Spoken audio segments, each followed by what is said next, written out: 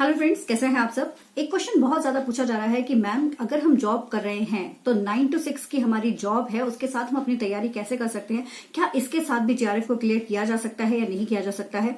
तो ये क्वेश्चन जो है ये काफी सारे बच्चों ने पूछा है। तो भाई मैं आप लोगों को बता दूं कि बिल्कुल किया जा सकता है, इसमें कोई दो राय नहीं है, क्योंकि मेरे पास इसके लाइव एग्जाम्पल्स मौजूद हैं। बहुत सारे स्टूडेंट्स मेरे पास जो हैं जिन्होंने यहाँ पर मैसेजेस मुझे किए हुए थे जब उनका जेआरएफ क्लियर हुआ, तो वो वर्किंग थे और उन्होंने अपनी कुछ स्ट्रैटेजीज हमारे साथ शेयर भी की हैं। तो उन्हीं स्ट्रैटेजीज को मैं यहाँ पर आप लोगों को बता रही हूँ कि कैसे उनका जो जेआरएफ है वो क्लियर हुआ है।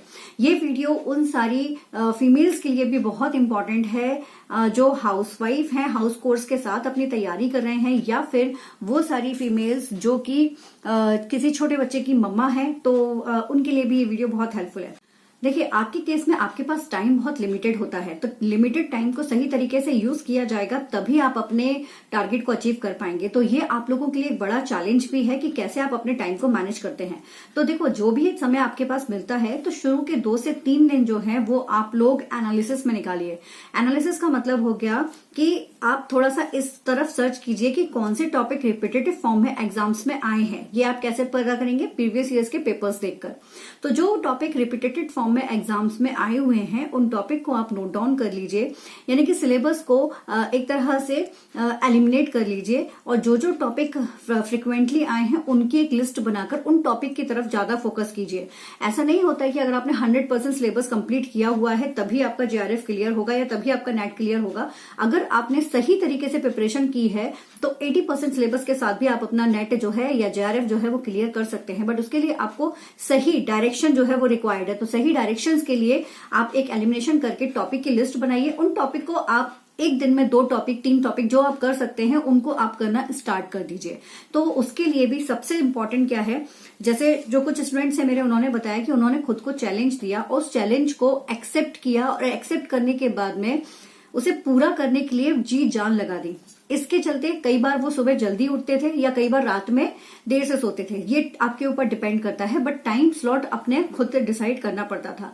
और वीकेंड्स में घूमना फिरना, टीवी मोबाइल ये सब हटाकर उनका टोटल फोकस जो था वो सिर्फ पढ़ाई की तरफ हुआ करता था। तो इस तरह से उन्होंने अपने टाइम को थोड़ा थोड़ा बचाया और टाइम को बचाकर अपना काम शुरू किया। ठीक है, तो अब इसके लिए हम क्या कर सकते हैं? खुद को चैलेंज दिया, अपने नोट्स को रिवाइज किया। नोट्स कहाँ से लें? नोट्स बहुत ही आसान है। आप या तो कोई पेड कोर्स ले सकते हैं, वहां से आपको नोट्स जो है वो अवेलेबल हो जाएंगे, आप आसानी से पढ़ सकते हैं, है ना। और अगर आप फ्री सोर्स पर हैं तो फिर आपको थोड़ी सी मेहनत करनी पड़ेगी। आपको टॉपिक यूट्यूब पर सर्च करके आपको एजुकेटर्स जो है वो मिल जाएंगे और आप उसके थ्रू अपने नोट्स खुद प्रिपेयर कर सकते हैं।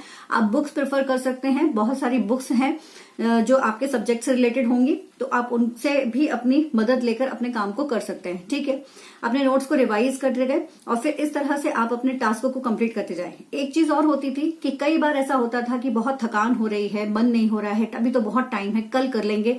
तो ये वाला जो फंडा है इसको दिमाग से निकालना पड़ेगा। अपने माइंड को बिल्कुल एक्टिव रखना पड़ेगा कि नहीं, ये मुझे आज ही कंप्लीट करना है, नहीं तो कल के लिए मेरा काम जो है वो और बढ़ जाएगा। इस तरह की थॉट्स को माइंड में रखते हुए अगर आप अपने काम को करेंगे तो डेफिनेटली जो टॉपिक आपने अभी सोचा हुआ है वो आप डेफिनेटली कर पाएंगे। एक और इम्पॉर्टेंट चीज जो कुछ बच्चों ने मुझे बताई थी वो मुझे बहुत अच्छी लगी थी। उन्होंने क्या किया था, अपना मोबाइल टाइम कम कर दिया था। मोबाइल टाइम कम करने का मतलब हो गया किसी से फोन पर ज्यादा बात करना बंद, no movie, no Facebook, no WhatsApp, सिर्फ और सिर्फ स्टडी रिलेटेड बातें होती थी। फैमिलीज, फ्रेंड्स या उन सबको विश करने के लिए मैसेजेस कर दिए जाते थे, हालचाल पूछने के लिए मैसेज करते थे वो लोग। फोन को बिल्कुल उन्होंने टाटा बाय बाय कर दिया था, क्योंकि कहीं ना कहीं आप देखोगे आपके 10 मिनट 15 मिनट आधा घंटा ना इन्हीं में ही बर्बाद हो जाता है। ठीक है, ये इंपॉर्टेंट चीज है। तीसरी चीज जो उन्होंने बताई थी, कंसिस्टेंसी उन्होंने अपने रेगुलर वर्क जो है वो जरूर रखा था। ऐसा नहीं था कि आज बहुत पढ़ लिया 2 घंटे और कल जो है वो आधे घंटे में ही छुट्टी कर दी। नहीं, अगर आज मैंने 2 घंटा अपने लिए निकाला है, कभी अगर कम भी निकाला है, लेकिन अपना टॉपिक जो है वो पूरा करके ही वो लोग सोते थे। ये इन्होंने अपने आप को चैलेंज दिया था और उसको कंप्लीट करते थे। ठीक है, चाहे थके हों चाहे कुछ भी हो।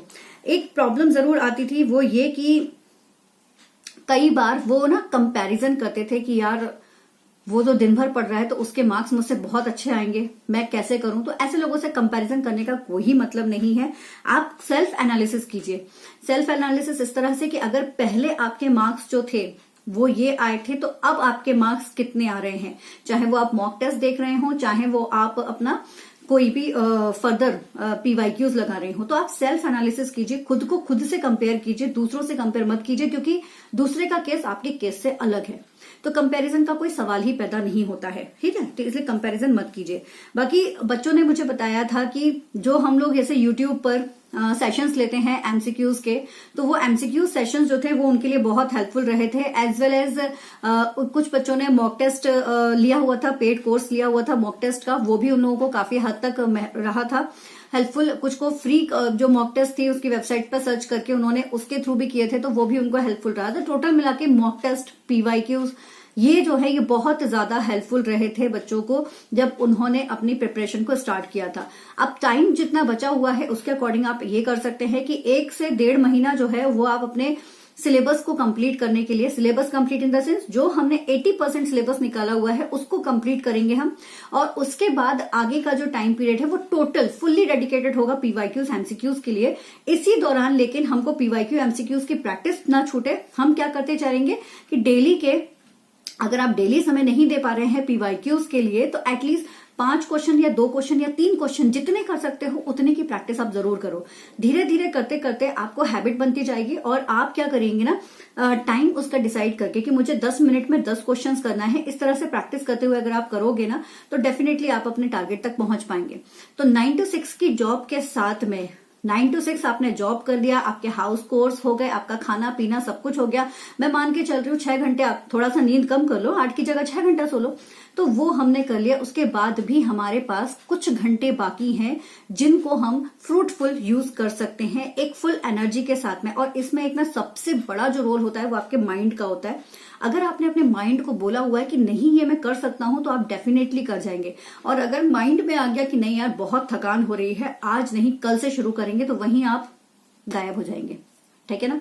लाइक इस रेस से आप थोड़ा सा पीछे हो जाएंगे, तो वो नहीं करना है। अपने आप को मोटिवेट करना है कि यस हम कर सकते हैं और हमें करना ही है। तो खुद को चैलेंज दीजिए और कंप्लीट कीजिए, आप डेफिनेटली इस टास्क को कंप्लीट कर पाएंगे, ठीक है।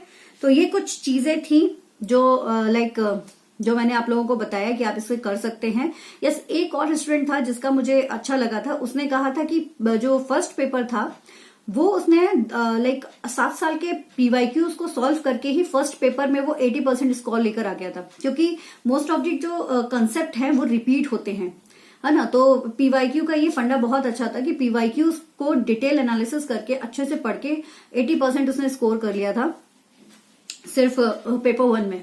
तो आप जानते ही हैं कि अगर पेपर 1 में आपके इतने आ गए, तो पेपर 2 तो आपके लिए है ही है कि आप उसमें जो लेकर आएंगे, तो उसके बाद आपका JRF तो आसानी से क्लियर हो ही जाएगा। तो ये कुछ स्ट्रेटजीज समझ लीजिए इन्हें, या कुछ टिप्स समझ लीजिए जो आप लोगों के लिए हेल्पफुल आ सकती है। आई होप कि ये वीडियो आप लोगों को हेल्पफुल रहे और आप आसानी से अपने टास्क को कंप्लीट कर पाए। अगर वीडियो थोड़ा भी पसंद आया, थोड़ा भी आप लोगों के लिए हेल्पफुल रहे, तो वीडियो को लाइक जरूर कीजिए, अपने फ्रेंड्स के साथ शेयर कीजिए और चैनल को सब्सक्राइब कीजिए। Thank you so much. Keep study hard, smart, take care.